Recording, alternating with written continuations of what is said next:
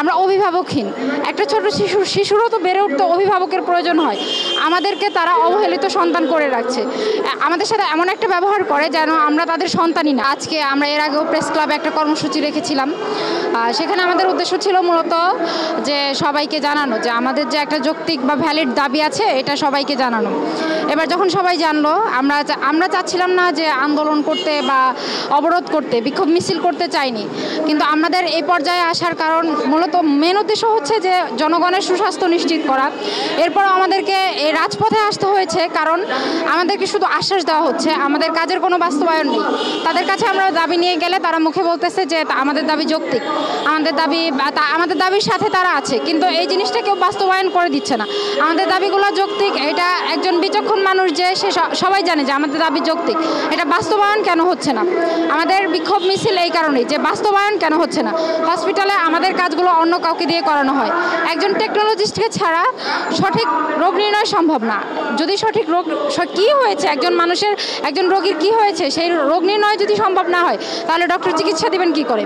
Doctor চিকিৎসা এবার যখন সুচিকিৎসা প্রদান করা হবে, যখন প্রেসক্রিপশন করা হবে, ওষুধ খেতে দেওয়া হবে, সেই ওষুধটা যদি একজন ফার্মাসিস্ট প্রোভাইড না করে, অন্য কেউ প্রোভাইড করে, এক ডাক্তার লিখে দিয়েছে এক ওষুধ, একজনে প্রোভাইড করে দিল আরেক ওষুধ, তাহলে তো সেই রোগী সুস্থ হবে না। এই স্বাস্থ্য খাতে কেন এত বৈষম্য থাকবে? আমরা সবাই জানি যে আমাদের সমমান যারা আছে, ডিপ্লোমা প্রকৌশলী, ডিপ্লোমা কৃষিবিদ, ডিপ্লোমা নার্স, সবাই 10ম গ্রেড পেয়েছে, আমরা পাইনি।